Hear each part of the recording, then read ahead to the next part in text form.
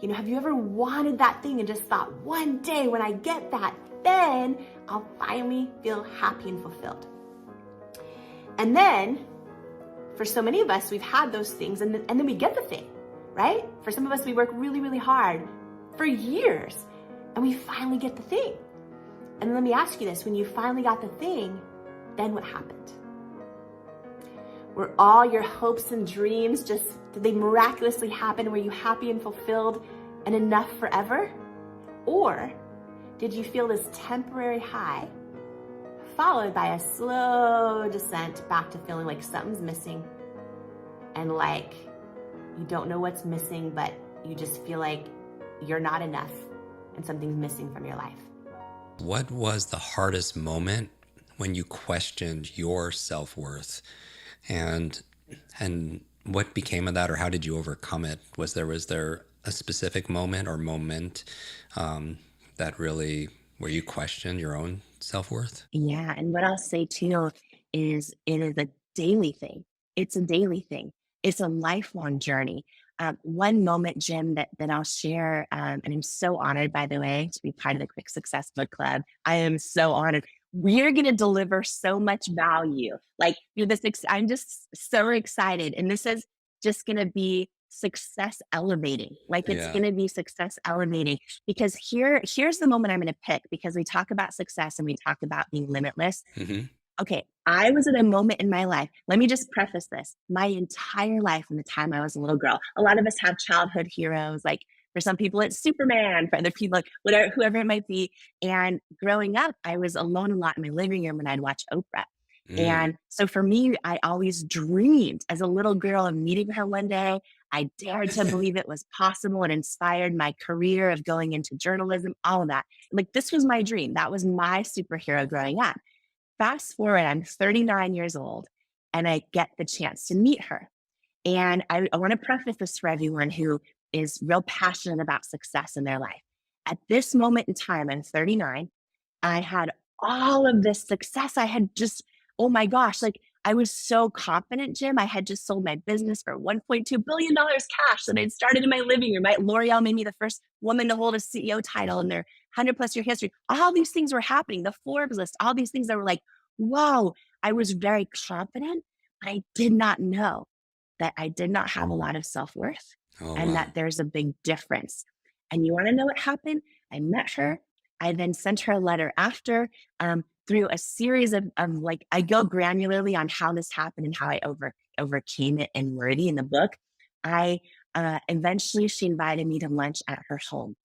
I went for a 3-hour lunch, one on one, just me and Oprah. And at the end, and it couldn't have gone better. And remember, I was really, really confident, but I actually deep down inside didn't believe I was enough. And at the very end of the lunch, she gave me her cell phone number and she said, call me anytime. You can call me anytime. And Jim, I did not call her for 4 years. For 4 4 years. years. 4 years. And I thought I knew. I would tell myself reasons why, like, oh, I just need the perfect thing to say, then I'll call her. Or, oh, I'm going to prove I don't need anything from her. Everyone wants things from her. Like, I told myself these stories. And Wow. 4 years went by and I realized the real reason was that deep down inside, even though I was so confident and had all of a certain measure of success, deep down inside, I didn't believe I was worthy of being her friend. And our self worth is our ceiling, whether it is in our personal relationships, our friendships, our business, our level of success that we get to. And that was the day when I called her. I picked up the phone and called her 4 years later. And also, it's when I realized, oh my gosh, there's a huge difference between self worth and self confidence. And they're both very important and very valuable, and they're very different. And that's when I became obsessed with studying self worth and how do you build it. And that's why I wrote the book Worthy, because our self worth is our ceiling. And when now I've taught a course with her. Now she's the very first guest on my show that I'm watching, the Kern Lima show. So my very first guest. But how this would have never happened. I was so close to doubting myself out of my own destiny.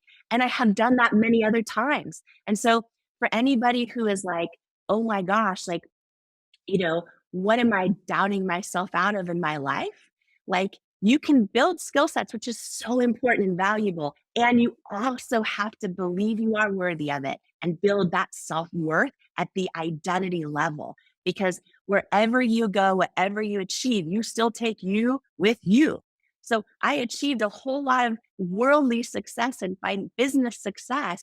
And yet I was sitting there with Oprah, still taking the not enough, doubting myself, Jamie, with me. Yeah. And that is what shifted when I learned how to believe I'm enough and build that self worth. So that would be one moment, just one of Just many. one. I love it. This conversation really is just a reminder for everyone that you matter, that you are enough, Mm, that your presence in the world, it makes a difference whether you see it or not. You could always improve, we could always be better, but remember this, that you are enough, not because you did or said or bought or thought or became or created something special, but because you always were. In Jamie's new book, the title suggests, it's actually accurate, that you are absolutely worthy. Was it worth it, and why? Meaning, what we're not talking about, those hundreds of hours, I'm sure you sacrificed. It's not just when you're an entrepreneur and you struggle. Let's be real. There's the other little things. You're sacrificing some time. You sacrifice friendships. Sometimes even if you're not careful, you sacrifice your health. You can sacrifice part of your faith. There's a lot that we give up in order to make a dream come true. And I get asked all the time, is it worth it or not? And if not, or if so, why? So after all of it, and it's a long journey you've been on, was it worth it and why? Mm-hmm. Yes, because I believe everything I went through isn't for me. I believe it's for something greater than myself. Do I question it often? Yeah. I pray every day that I didn't do damage to my health that I don't know about. For the first time ever, I get so real, Ed. I've never shared these things before, but for anyone out there who is especially going into business with a partner, a spouse, a friend, a family member, I really share the story behind the story because my husband and I started working 100-hour weeks, and we did that for almost a decade. And it got to the point where if my phone rang and it was him, I actually realized I saw it as a work call. Right. And all these things happen. And, I talk about the journey that I went on of for a decade of struggling to carry a baby and having, and just all the, we did 100-hour weeks for 10 years. So, and I did barely see my friends and family for a decade. Right. Yeah. So, and it was all choices, right? It was all choices. And all I can say is every time I would pray and get still, and every time I would listen to my gut, I felt like I was supposed to keep going. It was where I was supposed to be, and that I was doing something bigger than myself.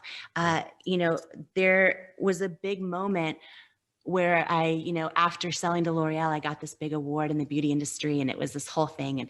And I remember this moment where I got to stand in this one room in New York City and get this award. And I think everyone expected me to give this people pleaser speech that made everyone happy in the room. And instead I had this, and I wrote a people pleaser speech. And then I had this huge moment, like days before the event, where I was like, oh, in this one room right now, it happens once a year, is literally the heads of the companies that represent the image of every beauty company in the world is there. And they represent the images billions of girls and women see globally. They're all going to be in this room on this one day. And I remember taking this moment and going, okay, maybe they're not ready to do the right thing morally, but maybe they'll see my success and want to make money. And because of that, they'll change the images they're using. And I took this moment, I took this shot, and I probably lost some friends that day. But I basically wrote this whole speech called "What Will You Do with the Power That Is You?" and challenged every person in that room to think about the impact of what they're doing and the decisions they make and the decision makers in that room that day. And what impact do they want to have on the world? They literally in that one room, Ed, control the images billions of girls and women see globally. So those moments spoke my truth. So those moments make me feel that it's worth it. And all the lessons. And here's the thing is I've made so many mistakes, and I share all those in the book too. By the way, I've done a lot of things wrong and I've done a lot of things right. But the thing that I think feels most right is, okay, I've figured out how to go from not believing in myself to believing and not hearing my own inner voice to trusting it and doubting I'm enough to knowing I'm enough and figuring out how to really listen to know, am I on this right path of the person God created me to be? And it's been really fun to accomplish some of my greatest dreams. But what makes me think it's all worth it is like, I'm so honored and blessed and grateful and fired up to do whatever I can for God to use me to help other people on their own journey to stepping into who they're called to be. Yep. So that's a long answer to say, yes, I hope, I pray it was worth it. It's a beautiful answer. And I loved your hesitation and your honesty. It wasn't a hesitation. The answer is hesitation to say it the way you really felt it. There's so much in this book, and this book is not my story. This book is 20 plus tools on building unshakable self-worth. But I weave some stories in here I've never shared before because it qualifies you, Jamie. This qualifies you. And go ahead. You said because. Well, you know, I almost took these stories out so many times. Yeah, you told me you were thinking about it. I didn't know what they were until I read it. But yeah, thank God you didn't. I just kept remembering the intention of this book. It is not about me. Like for anybody listening to us right now who feels like their past and their failures and their mistakes and the people they've hurt and the things that they feel like, as you would say, disqualify them from their dreams, right? Like so many people feel that way and they're staying here thinking, oh, I failed so many times, that means I'm a failure. They let it take root at an identity level. Or I've been rejected so many times, I'm a reject. Or I've made so many mistakes and bad decisions, I'm a mistake. And that is a lie. It is a lie that impacts our self-worth. It's a lie that you can unlearn. But here's the problem. I was at a moment in my life, I'm waitressing at Denny's, I have big dreams on my heart, and I start to miss the fact that I'm crushing numbers every week and that I'm having all of this sales success and all this attention and this money. And I'm like, okay, I'm waitressing at Denny's, busting my butt, hoping that someone throws a few dimes on the table because I'm in a college town where everyone has no money. And here's what happened, Ed, and this is for everybody listening. When we have low self-worth, even when we don't realize it, we get confused about a few things in life that are key. We get confused when we do not feel we are enough as we are. Attention starts looking like love. External significance starts looking like success. Validation from others starts looking like worthiness. And I was missing all of those things that I thought were love and worthiness. And the way it manifested in my life is I drove to the biggest city. I've never shared this before. I drove to the biggest city about an hour and a half away.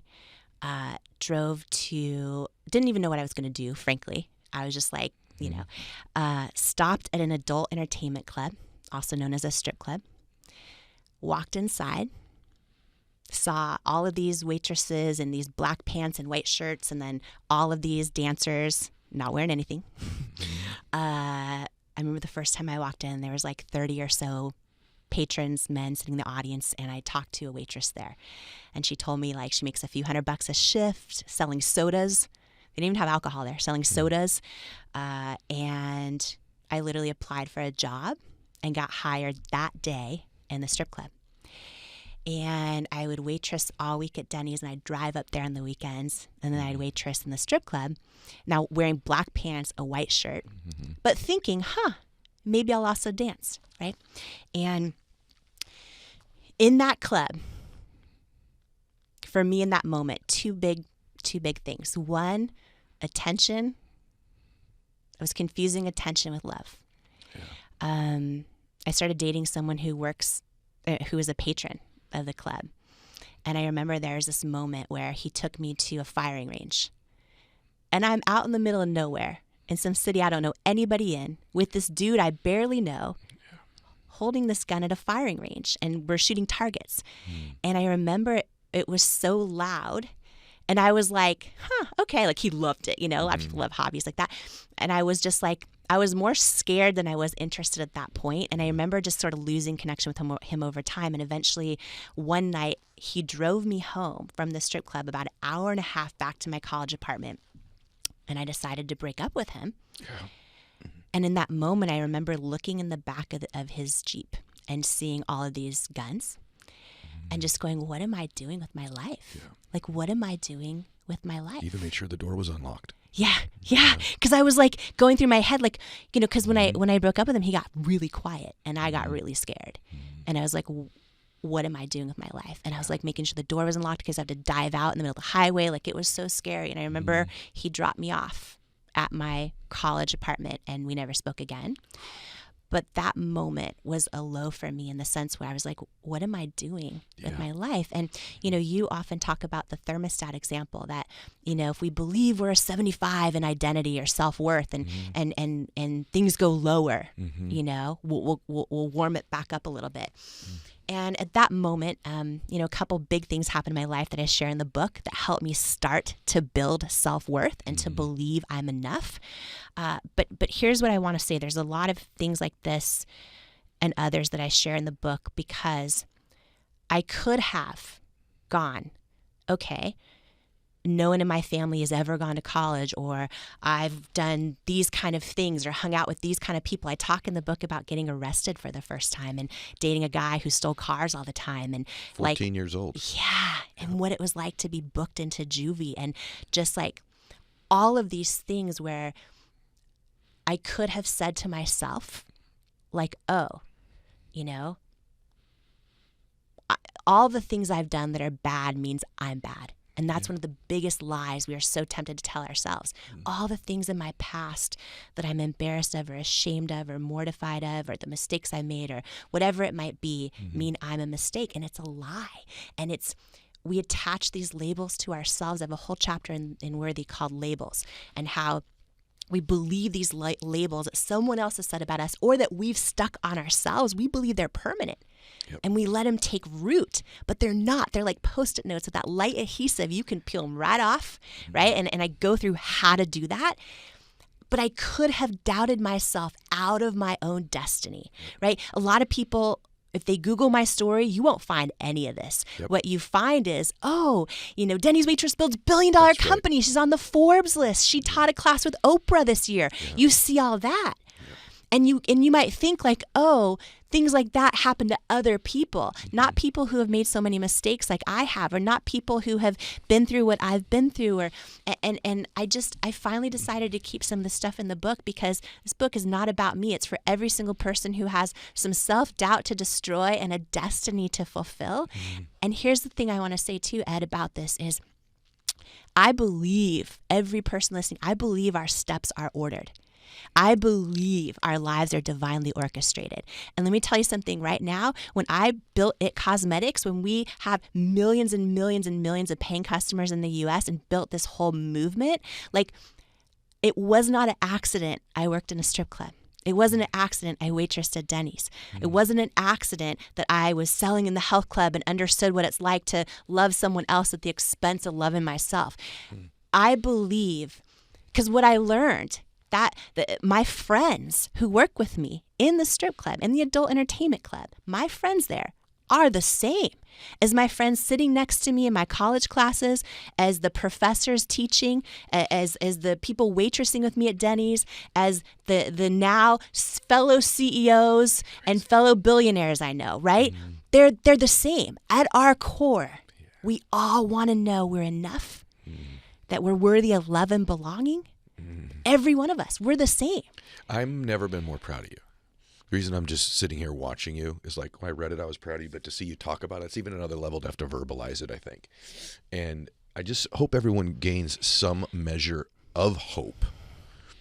You know, that who would have pictured this girl who's working at the fitness club, dating a guy basically double her age, and you're going to go, don't worry. Someday, young lady, you're going to reach millions of people on stages and inspire them to change your life.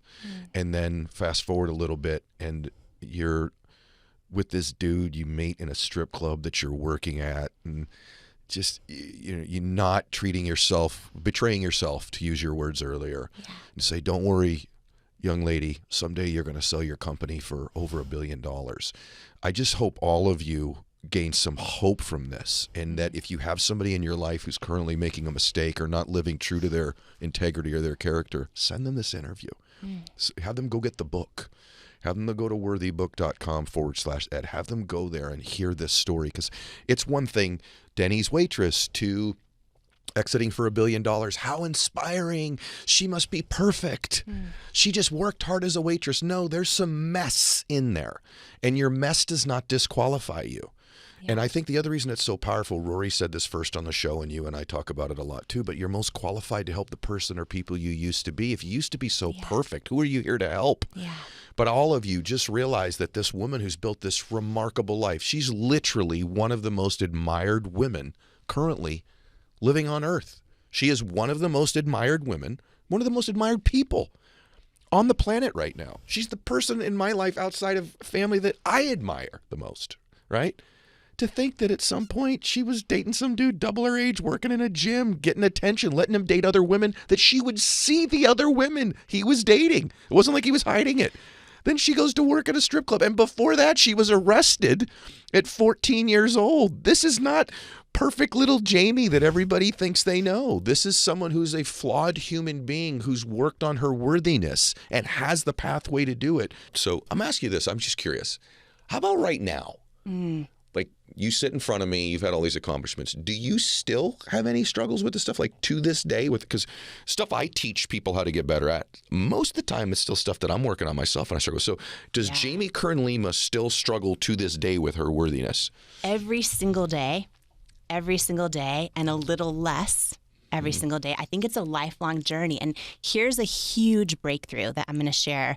First on your show. I've never spoken about this before, but it is powerful. It's changed my life. Is there is a massive difference between self-confidence and self-worth. What's the difference? Okay, so here's the thing. And y'all, when I had this breakthrough and really started doing the work here, it changed everything in my life. So self-confidence, right? It's deeply internal, of course. It's a trait, but it is most closely linked with external things. So, the willingness to try, the confidence to try, the willingness to go for it, how you assess things on the outside, meaning how you assess your strengths, your skills, how you compare to others, right? Your self-confidence you build, and it's super, super important, but it is most closely linked to things that can fluctuate, that aren't always in your control, right? Like there's the boxer story about how, the boxer that wins is automatically 20% more, a better boxer because all of a sudden they believe they are, right? But all of a sudden if that guy loses or that woman loses, 3 or 4 times in a row, their self-confidence can fluctuate.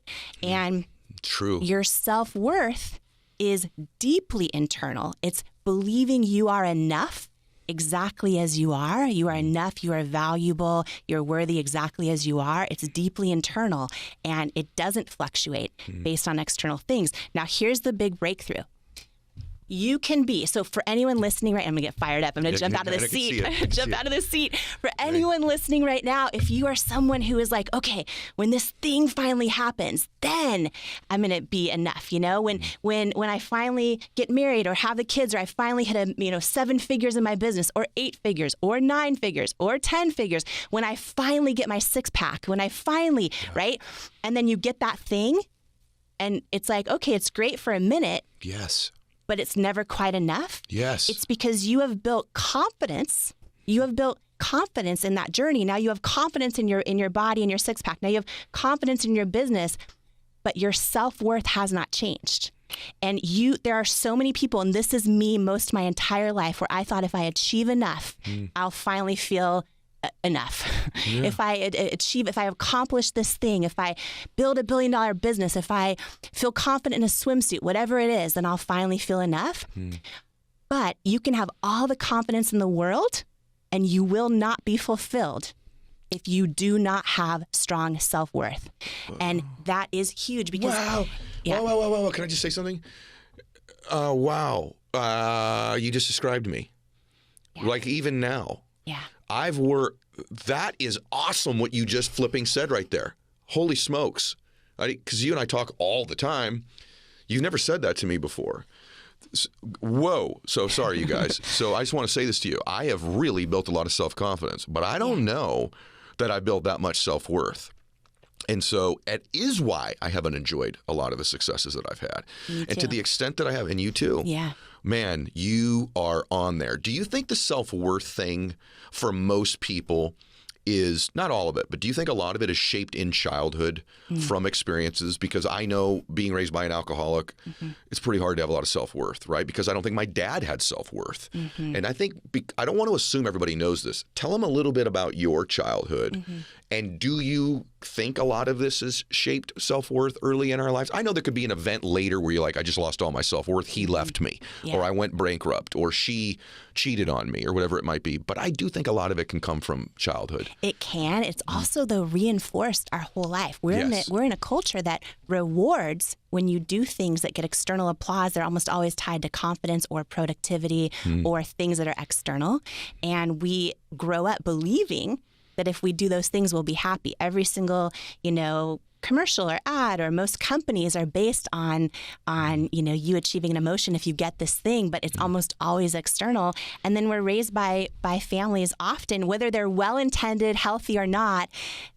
We've never learned this. We've never learned this. Where did you get this distinction from? Huge breakthrough, actually, over a really mortifying, embarrassing story I've never shared before, that has to do with Oprah.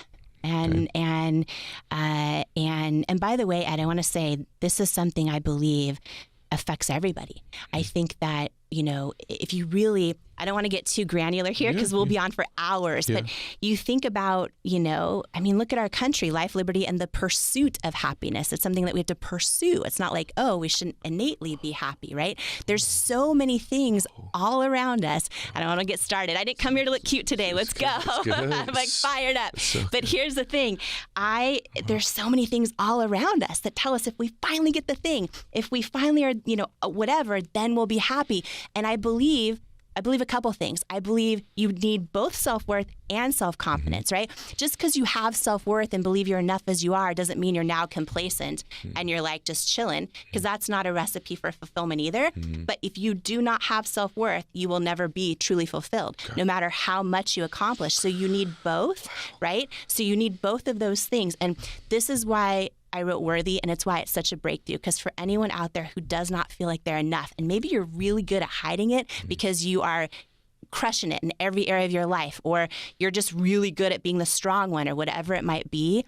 But I believe that deep lack of internal worthiness is why nothing ever feels enough. It's why we don't feel enough. It's why we finally get that big thing and then we're not happy or fulfilled. Or it's why we sabotage things in our life because we don't believe we're worthy of them. And so how this happened for me is, my whole life, I grew up watching Oprah in my living room. And that was sort of like, my whole life, I thought one day, I am going to interview other people and share their stories with the world. And I just always knew, and I had this knowing that made no sense, but I just knew I would meet her. I just knew it. And I was like this little girl in a suburb in Washington State. Like everybody else was, right? Yeah, like exactly. Yeah.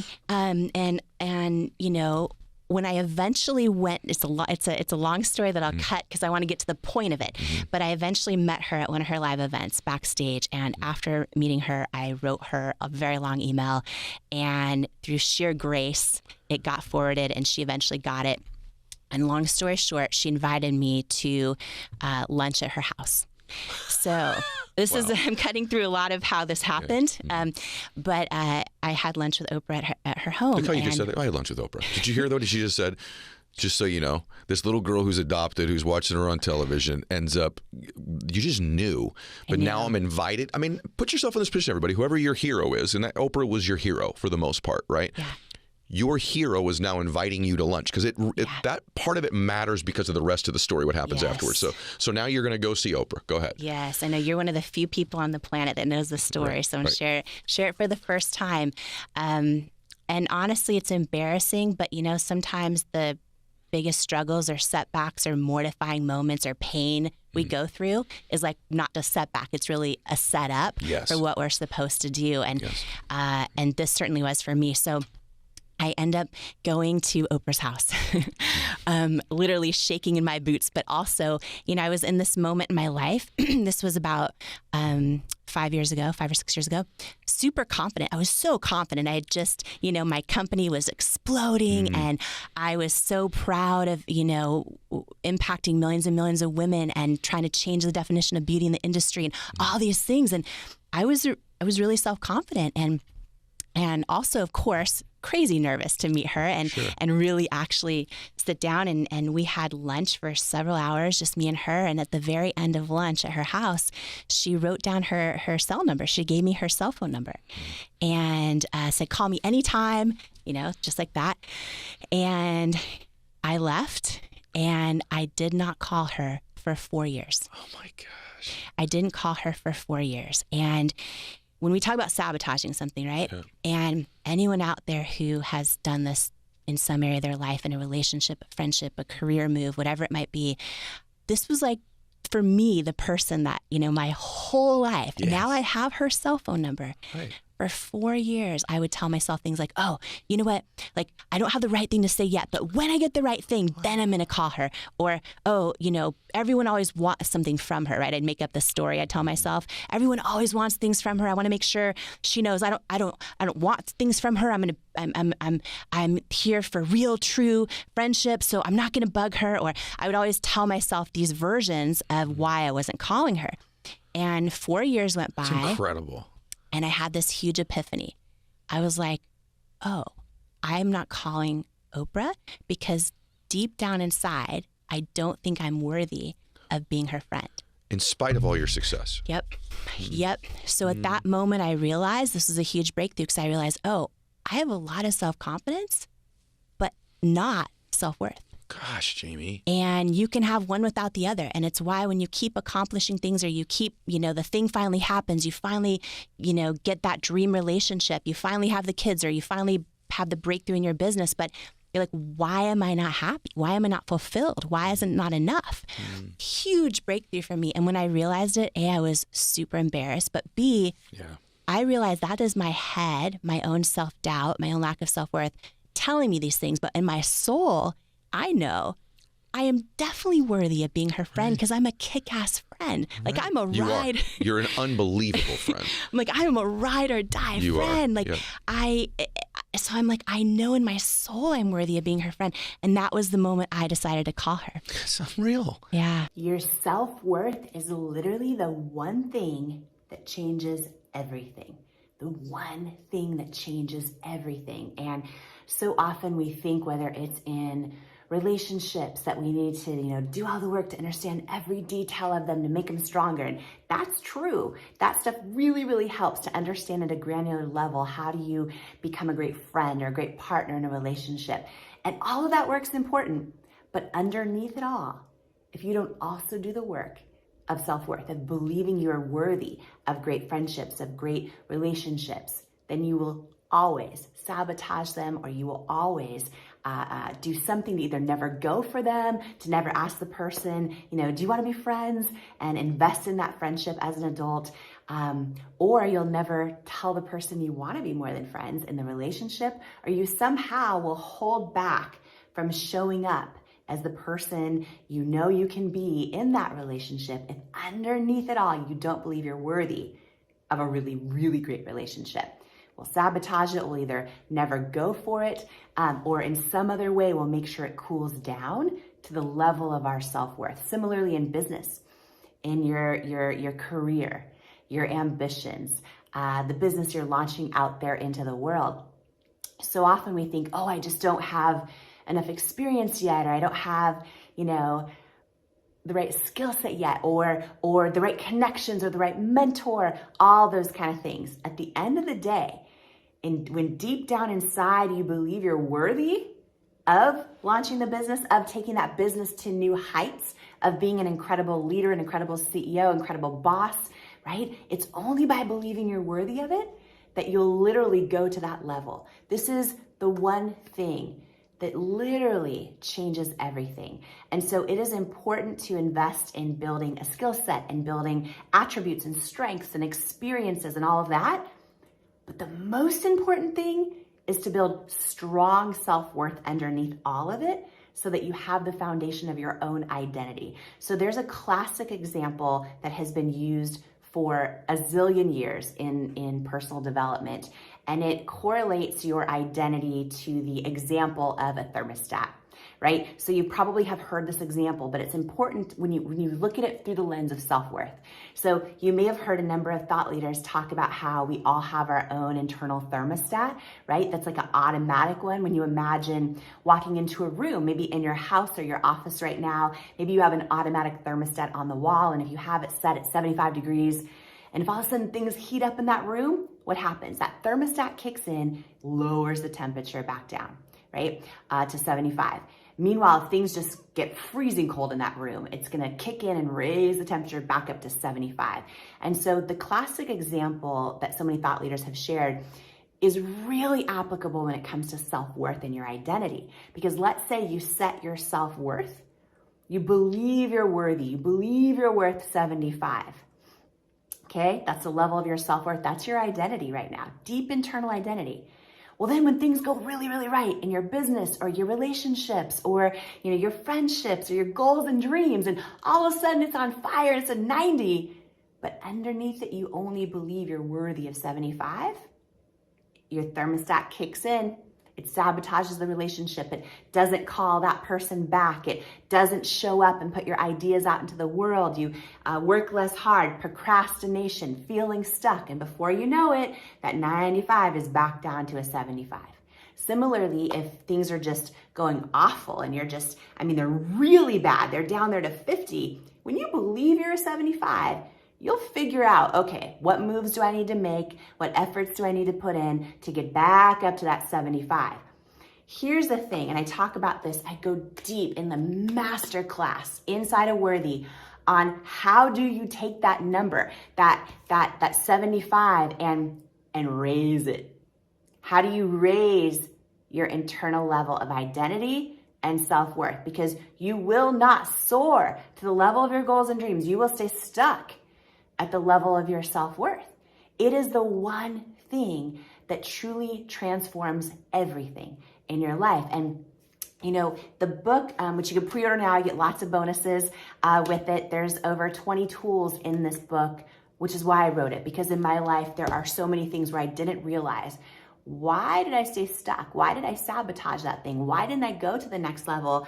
Like when I know in my soul I can, right? It's because when we don't believe we're worthy of it, every day, all day, we will sabotage it. We will stay stuck. We won't go for it because we have our level of identity right there at a 75.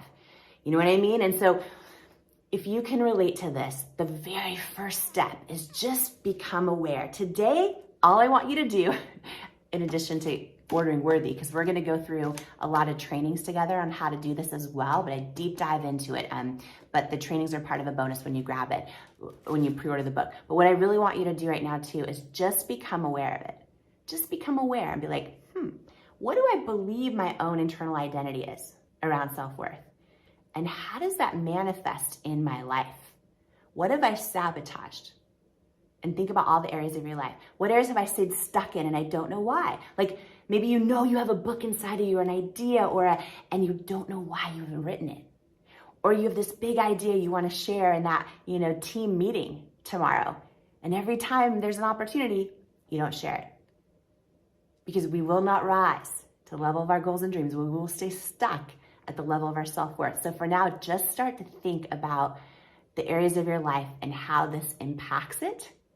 I love you. I believe in you. And by the way, the best thing is we can raise that number. I know it because I've done it. We can raise that number. Okay? That is the most exciting part. I hope you have an amazing, blessed day. I love you. I see you. I am you. I believe in you, and you are worthy. I would like to go back to when you're a Denny's waitress. You wrote a book called Worthy. Are you at Denny's feeling worthy, or what are you feeling like? Yeah, that's the thing. I wrote Worthy because, first of all, our self-worth is our ceiling, right? So many of us, we think, I just need more skill set. I need to work harder, and all those things are important, but our self-worth is our ceiling. I didn't know that for a long time, and what I know now, you want to double your business, double your self-worth. You want to double your success, double your self-worth. And for a long time, I didn't realize that, you know, really in life, like we don't necessarily rise to what we believe is possible. We fall to what we believe we're worthy of. And so when I was in my days waitressing tables at Denny's, I literally remember moments where I'd look around and think like, I could run this, have those kind of thoughts, but then my self-doubt would get really, really, really loud. And so, you know, a lot of people maybe Google my story and they see like, oh, you know, Denny's waitress builds $1 billion company. But my real story is like, and that happened, yes. And I'm so proud of it. And learned so many tactical tools and takeaways I'm so happy to share and dive into. But my real journey, I'm more proud of than that, is like going from a girl who really didn't believe in myself most of my life, to learning how to believe in myself and learning how to believe I'm worthy, you know, of the hopes and dreams I have. And I think that's the biggest thing, like for anyone listening, is so important that we know what we want and why we want it, and then take action and do all the things. But at the end of the day, like, we don't become what we want. We become what we believe we're worthy of. And that's in life, in our business, and our goals, and our dreams. So when we raise our self-worth, we change everything. Because if we don't, like, we literally, so many people sabotage things, stay stuck, or doubt themselves out of their own destiny because their self-doubt gets so loud. So maybe before we go further, maybe talking about before Denny's, what was your childhood like, and maybe why did you not feel worthy? Yeah, I think, well, you know what's wild is you look at the data right now. So like as the three of us are talking, 80% of women don't believe they're enough, and 73% of men feel inadequate and not enough. And it's wild because we're so good at hiding. A lot of people are really, really good at hiding it. And it's funny, I was just talking with Ed Milet, who loves the two of you, who was so excited for me to come on the show because he loves both of you. And he was saying, right now, despite in his life having private jets, huge companies with success, all the things going on externally, which brings him a lot of confidence, he still struggles to believe he's enough. And it's sort of this lifelong journey, because when we don't underneath it all believe we're enough, we can achieve everything and build all this self-confidence, but we'll never feel fulfilled when we do it. And a lot of people think, well, if I feel like I'm enough as I am, will I lose my edge? Will I stop, like, you know, will I become less ambitious? It's actually the opposite. Like, when you feel super, super enough, like strong self-worth as you are, you actually become more fearless, because you know, okay, if I fall flat on my face, if I fail, if I have setbacks, like, it might shake my self-confidence a little bit, which is largely based on the external, but like, I'm unshakable inside. And it helps you become more fearless. And so growing up, I think, you know, what I will say, so in Worthy, there's like, I covered 20 different tools on how to build unshakable self-worth. And a lot of them are lies that so many of us need to unlearn.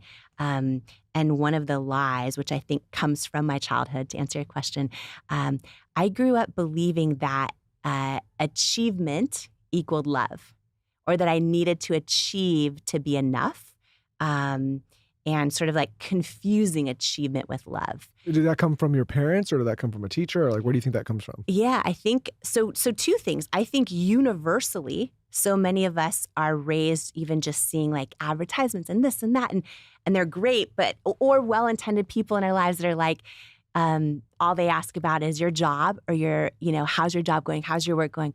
Are you married yet? Do you have kids? And we start to learn that if we get good answers to those things, then we've got their stamp of approval. Like, then we're enough. Then, and so that's there.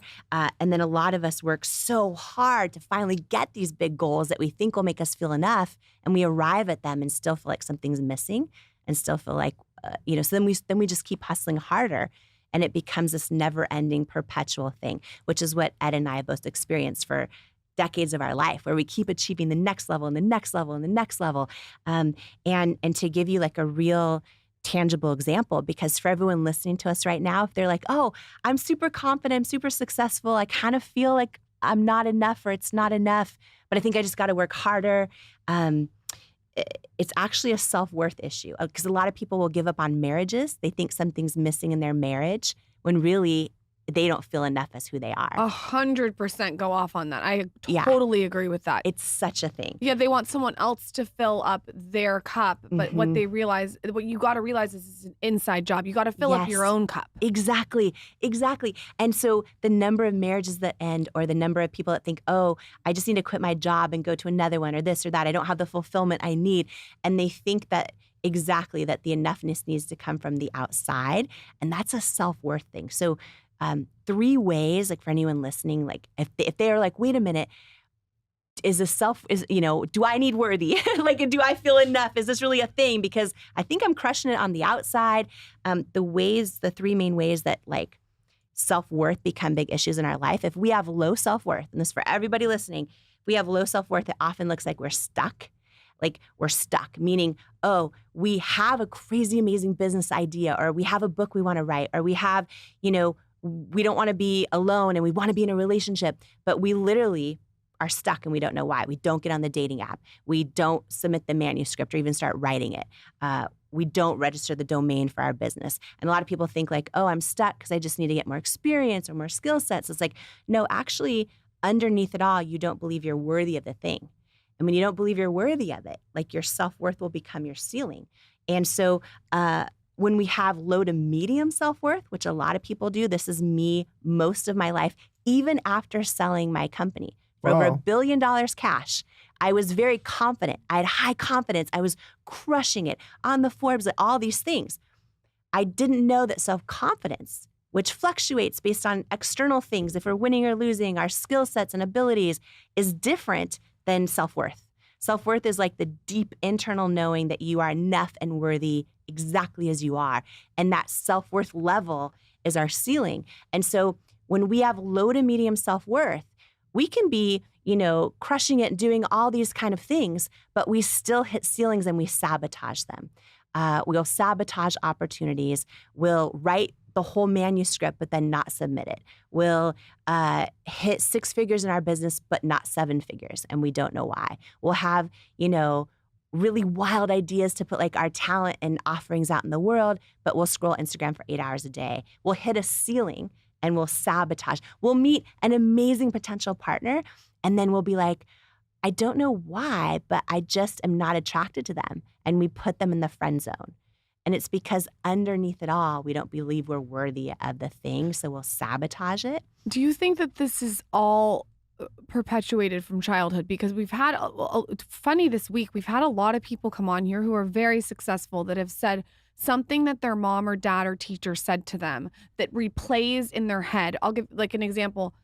Someone came on and said that their father said, "You'll never amount to anything." Janice Dickinson came on and, said and that. she's in her 60s now. Yeah. And she still replays, "You'll never amount to anything," still to this day. Is there something that you can pinpoint when you were a little girl that was playing in your head for you to sell your company for the amount you did and still not feel worthy? Yes. Okay.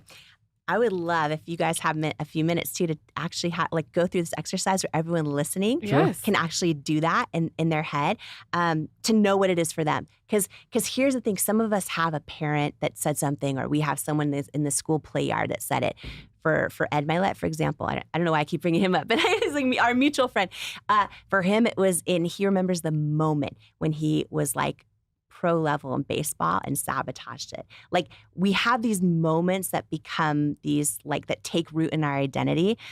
For a lot of people, they've had failures or rejections that instead of thinking I failed or was rejected, they let it take root and think I'm a failure, I'm a reject. We all have different moments. And while some of us, like the one you shared with Janice, we have a parental figure that said something, for most of us, it's us telling ourselves the thing and believing it. So like part of why I wrote Worthy is to unlearn all the lies that lead to self-doubt and ignite the truths that wake up worthiness. And one example that I'll share with you, and then I'll take everyone through how to do it because they can listen to us live and be like, oh wow, this is a thing in my own life. It was after I had sold my business, my whole life. I sat there as a little girl watching Oprah and dreaming of one day meeting her. I was home alone a lot as a little girl, and I would watch her interviews, and I was like, oh, and that was my mentor from afar my entire life. And, after all the years of sort of working hard to, pay my way through school and finally get into what I thought was my dream job, which was anchoring the news. And then I took a detour and launched It Cosmetics. What a lot of people don't know is that was a wild story. It was years and years and years and years of rejections, like teetering on bankruptcy, like hundreds and hundreds and hundreds of rejections, and learning how to overcome those and not quit, and eventually turning that business into $1 billion company. And through all of that, I built a whole lot of self-confidence. I am in my 30s, about to turn 40, and I meet Oprah for the first time, which is like my lifelong dream. Then she invites me to lunch. Did you know you were going to meet her, or was it just like a okay. Total at an event backstage in her green room? It was a whole thing, and I thought at best it'll be like 2 seconds on a step and repeat wall, but it ended up being this sort of private one-on-one meeting. It was just a couple minutes backstage at her event, and after it, I wrote her an email. She invited me over for lunch. So I'm like, oh my gosh, this is a whole thing. So I go to her house. Now that's a big lunch. And for anyone, it is a big lunch. For everyone listening, like, if you've ever been in a great place in your life, like you're crushing it, all these things, that was me in that moment. I didn't know there was a huge difference between being self-confident but not having self-worth. And I learned it the hard way in this moment. This is really a defining moment for me. And I think a lot of people will connect with this no matter what their circumstances are, because we've all sabotaged stuff and not known why. But I go to her house for lunch and I'm like, but I'm really confident. You know, I'm crushing it. Like the Forbes list had just got all these things. And we have a 3-hour lunch. And at the very end of it, she hands me her cell phone number. And she's like, you can call me anytime. Call me anytime. And I left there and I did not call her for 4 years. Like literally my lifelong, like didn't call her for 4 years. And in that 4-year window, I told myself stories like, oh, I just need to think of the right thing to say. Like I just got to come up with the right thing to say, then I'll call her. Or, oh, like people probably want stuff from her. Like I'm going to prove I don't need anything. I'm not going to call her. I told myself all these stories. Until one day I realized, it hit me like out of the blue, like I'm not calling her because deep down inside, I don't believe I'm worthy of being her friend. And that was the day where I was like, oh, wow. And that was the moment where two things, like every one of us, our thoughts, which are in our head and tell us self-doubt all day long, are not who we are. But they're so loud. Like our thoughts are so loud. And that's our head is where self-doubt lives. And our soul, our knowing, our truth, whether someone believes in God and prays and hears God that way, or meditates and gets still, or believes the universe has your back, or all of those things, our soul is where like we know the truth. And I remember that day, like that moment of knowing that was a lie. Like knowing I'm a kick-ass friend. Like I am a ride or die kick-ass friend. Like Oprah or anyone else would be so lucky to be my friend. And I know that is the truth. And in that moment, I remember like imagining myself turning down the volume on my thoughts or my self-doubt and like turning up the volume on that knowing that knows I am enough. And that was the day I picked up the phone and called her. And that's also the day I became obsessed with studying self-worth and understanding like, oh, wow, if just like me in that day, so many of us can have a lot of self-confidence. We could have put in the reps, like all the things. But if underneath it all, we don't believe we're enough, we will still sabotage stuff, whether it is a relationship we don't think we're worthy of, whether it is our business going to the next level, whether it's a health and fitness goal, it could, or having great friendships, it could be any of it. And so that's really for me, probably the pivotal moment on how I realized, okay, in life, we don't become what we want. We become what we believe we're worthy of. What did you say to Oprah when you called her? Okay, so the first time I called, she didn't answer. I'm like, 4 years, and she didn't answer. I'm not a big answer phoner either. I'm not either. I'm totally not either. And then we've talked since. We ended up teaching a class this last year, and now she's on your podcast and you're on hers. Yeah. So when she heard this story, did she say anything to you about it? Was she like, why didn't you call? She understands it clear. She's so clear about it. And she, her big thing is exactly that. Like she'll say, you can work so hard. You can even believe something's possible. But if you don't believe you're worthy of it, she says it in the way of it will not come. You know, Jamie, I would love for you to share. I know you have 22 things in your book. Could you share maybe 3 things that can help people start to build a feeling or a real sense of their worthiness, right now? Yeah. So the very most important is just be aware, like, oh my gosh, this is an issue. I don't feel enough. And I thought by achieving more, I would feel enough. And to realize that's actually a lie is big. And so just being aware of also just how self-worth shows up in every area of your life. And then making the decision, and this is especially big for women and for men. So here's the challenge for women and for men when it comes to self-worth. Men think it's a women's issue. But when you look at the data, like 73% of men feel inadequate, unworthy, and like they're not enough. And then women think building strong self-worth and self-love is selfish. And it could not be any farther from the truth. So those 2 things are really important to overcome. When you're a man, typically you think, oh, that's for someone else, when really the majority of men struggle with this. And you'll see it everywhere. You can look at a number of successful men in business and leadership and politics. It doesn't matter. When they have a fundamental self-worth issue, you see how it manifests everywhere. And you'll sabotage things and everything else. This impacts business and impacts leadership in every area. And for women, there's this lie that we believe, we can take care of everyone else and love on everyone else, but self-love or self-worth is selfish. And that is such an important lie to unlearn, because when you look at all the data and all the studies, they show we're only able to, the depth of love and connection, true love and connection, not do we show up for someone and try to meet their needs, but the actual depth of love and connection we have with another human being can only ever be as deep as the depth of love and connection we have with ourselves. And so many women in particular have kind of just believed this lie that self-love or self-worth is selfish, and that, they just need to be here to love everyone else. The greatest act of love for everyone around you who you care about is to learn to build your own self-worth. Because in doing that, you give an example to every girl, every person, everyone else that you love and care about how to do that for themselves. Your ability to believe you are worthy is a direct reflection and example to them that they also are worthy of feeling worthy. So that's a big thing. And then 3 quick things you can do. So the redefining rejection and failure is a big one, because a lot of us have let labels stick to us, that instead of just, again, thinking, oh, I've made past mistakes, I've done bad things, I've failed, we think I'm a mistake, I'm bad, I'm a failure. And learning how to replace that is a big one.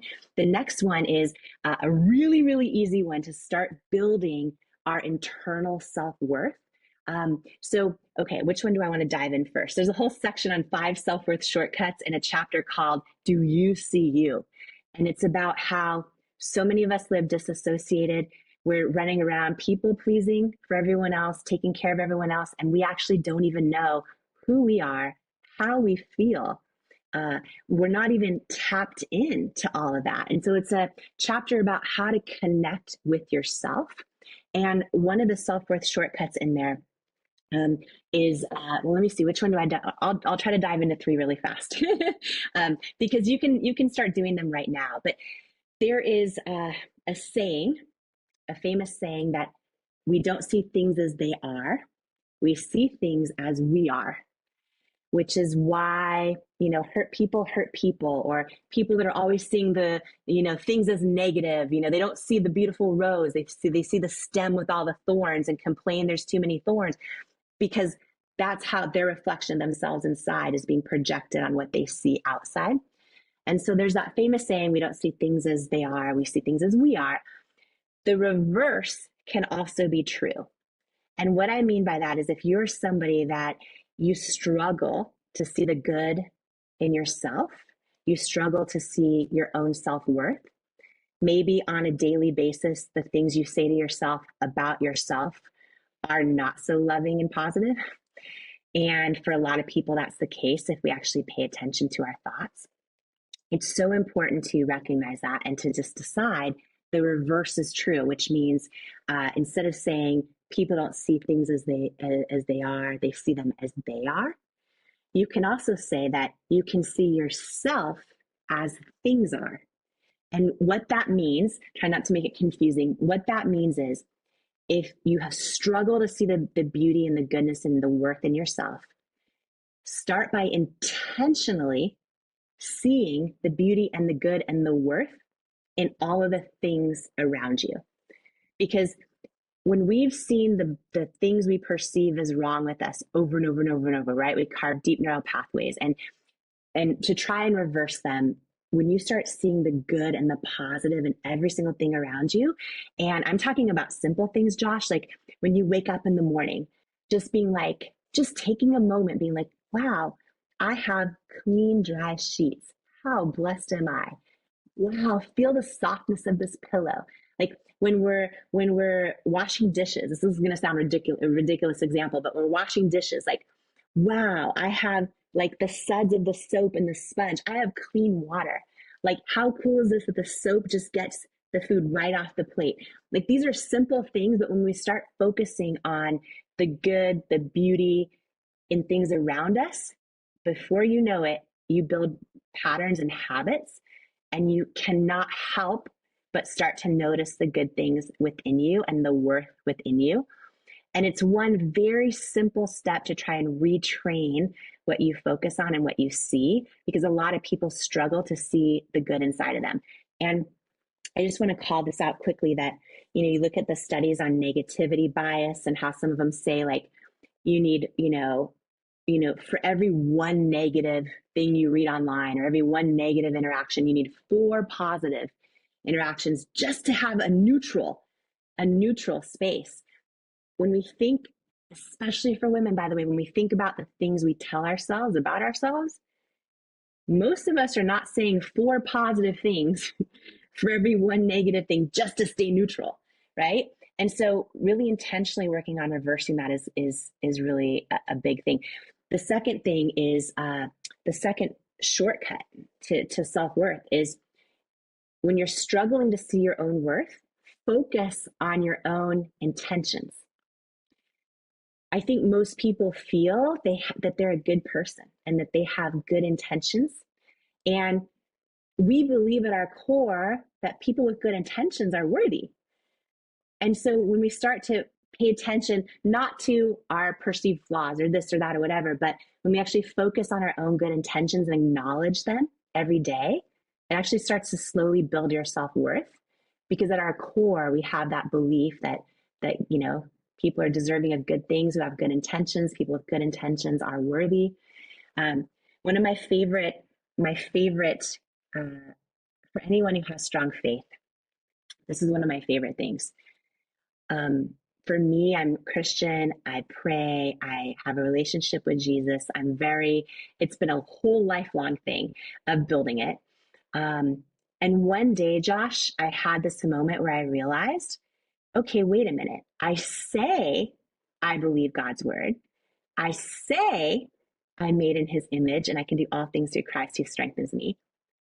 But then why, when I'm about to walk into a room, I feel like I'm not enough, like I don't belong?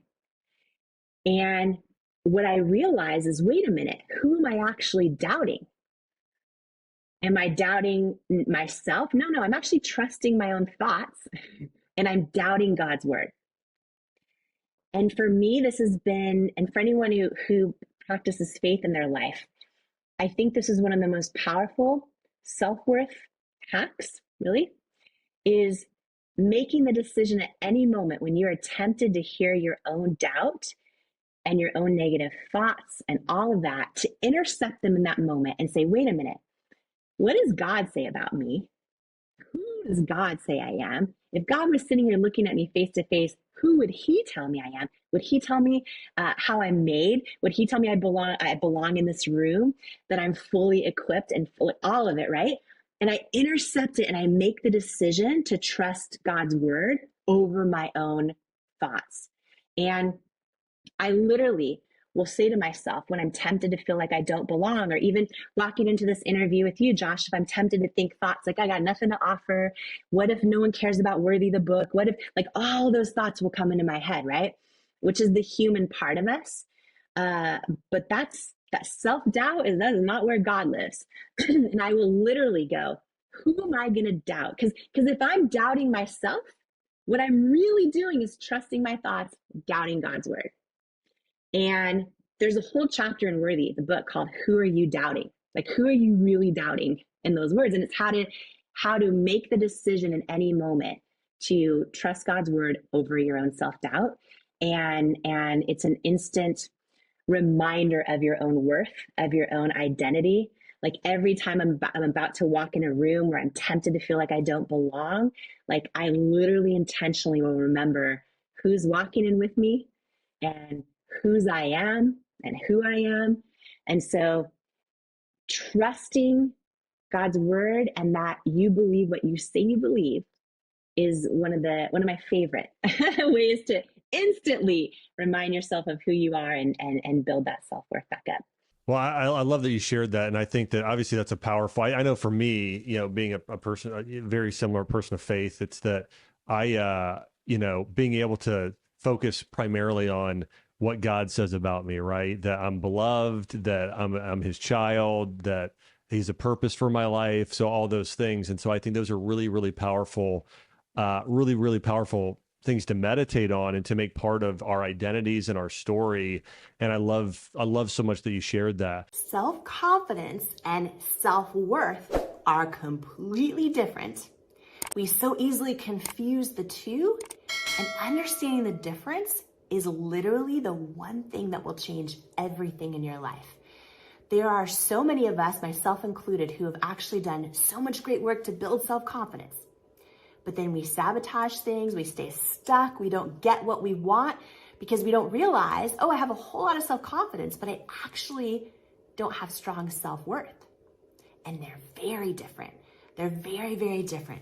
So self-worth is truly the one thing that can change everything in your life. In your life, your relationships, your goals, your dreams, your ambitions, your amount of joy and fulfillment. So in Worthy, which is all about, how to believe you're enough and transform your life, there's simple steps that give life-changing results. There is an entire chapter called The One Thing That Changes Everything. And I break down, and I'm going to share right now in this video as well, but I go deep in here on breaking down the difference between self-confidence and self-worth. Both are important, but so many of us literally live our entire lives just building self-confidence. And then we never realize, why don't we feel like we're enough? We keep accomplishing more and more and more, and we finally do enough and have enough and become enough and all that, but we still don't feel like we're enough. It's because of not understanding the difference, and it's because of doing all the things that build self-confidence, but none of the things that build self-worth. So let me just break this down for a minute, because this is so important, okay? Self-confidence, while an internal trait, is actually based on so much happening around you externally, and it fluctuates all the time. Self-confidence, while an internal trait, is based on so much externally. So your self-confidence right now is based on things like your own assessment of your skills and abilities, your willingness to try and go for it. If you keep the promises you make to yourself, how you feel you stack up or compare to others, how much of the world's definition of success you believe you have, all those things impact your self-confidence. It can rise and fall quickly based on if you're winning or losing, right? There's studies that show the boxer who wins the match is automatically 30% more confident, right? Your confidence fluctuates. It's fragile. It's volatile. Your self-worth is the deep internal belief in knowing that you are worthy of love and belonging exactly as you are. Not as you achieve, not as what's happening all around you in the outside world, but knowing you are worthy of love and belonging exactly as you are. Another way to put this is self-confidence is your belief in your abilities as a person. Self-worth is your belief in your value as a person. Your self-worth is the foundation. Your self-confidence is the house you build upon it. But you'll only ever be as strong as the foundation that house is built upon. And here's what this looks like in our lives, right? So many of us, let me just ask you this question right off the top. Have you ever had something you really wanted, and you thought, if I eventually get that thing, then I'll be happy, then I'll be fulfilled, then I'll feel enough.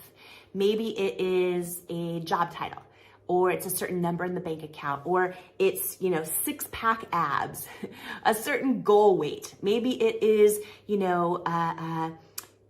running the triathlon or doing the triathlon. Maybe it's getting the white picket fence, or getting married, or, falling in love, or having 2.5 kids.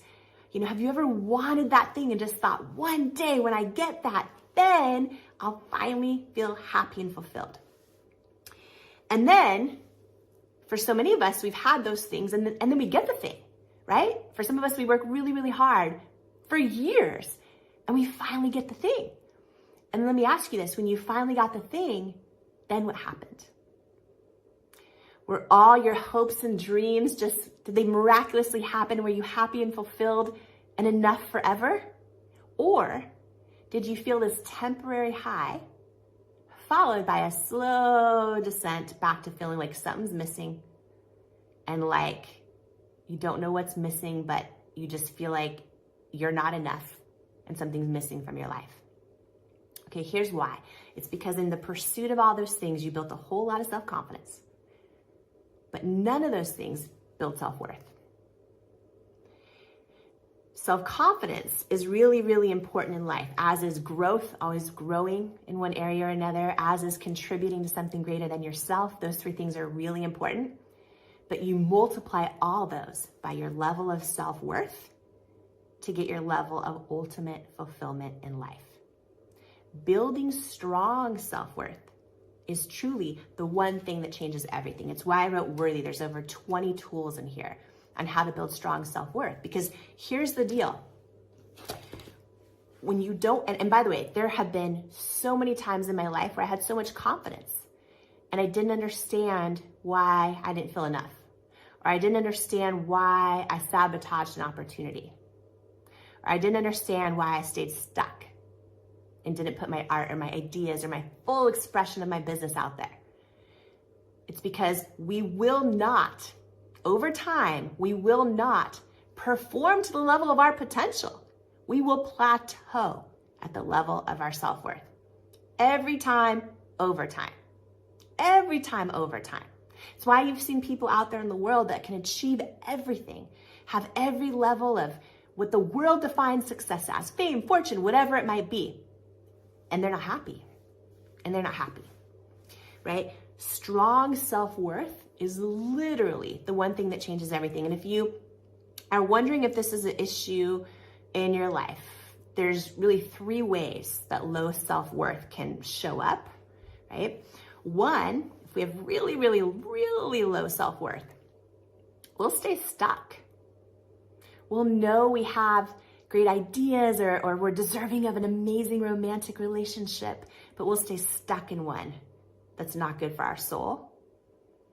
And we don't realize it's because we don't fully feel we're worthy of a great relationship, right? We'll stay stuck and not go after the thing. We'll stay stuck and not write the first word of our book that we know we're born to write. We'll just stay stuck and never go for the thing because we don't believe we're worthy of it. We don't realize that's what it is, but that's so often what it is. So that's one way, staying stuck, right? Another way is if we have, a little bit more self-worth, maybe low self-worth, we'll actually go for things and then we'll sabotage them. We'll meet a really incredible potential partner and we'll somehow mess it up or put them in the friend zone. We literally sometimes just aren't even attracted to them and we don't know why, even though they're a great person. It's because when deep down inside we have low self-worth, we don't believe we're worthy of it. Or we'll go after a big opportunity and we'll be so confident doing it and then we'll just somehow sabotage it. And then if you have medium self-worth, but it's not quite high, you'll actually go for things. You'll accomplish them, right? You may even believe you're worthy of them, But if you only have medium level self-worth, you'll arrive at them and still feel like you're not enough. You'll still feel empty inside. There's so many people in marriages or in, incredible situations in their career where they feel like something's missing, like it's not enough. And they don't know what it is. So they think it's their partner or they think it's their job, right? What it is deep down inside, they haven't done the work to build strong, unshakable self-worth. Your self-worth is the one thing that literally changes everything. So step one is to be aware of the difference between self-confidence and self-worth. Your self-worth is your unremitting identity and your belief that you are enough exactly as you are. And by the way, when you learn to believe you're enough exactly as you are, it doesn't prevent you from being ambitious. It actually gives you more ambition because you're not afraid to fail because you know it doesn't impact your self-worth. You're not afraid to put yourself out there, to go for things, even if you fall flat on your face, because yeah, that might hurt your confidence for a minute, but it does not determine your self-worth. Your self-worth is deep, it's internal, it's unwavering. It's why I wrote Worthy, because literally when you learn to build your self-worth, there's over 20 tools in here on how to do it. It is the one thing that transforms everything. Ladies and gentlemen, rock this house and welcome to the stage, Jamie Kern Lima! Jamie Kern Lima! Every single one of us has had someone tell us we're not enough. Every single one of us has had someone say words to us that hurt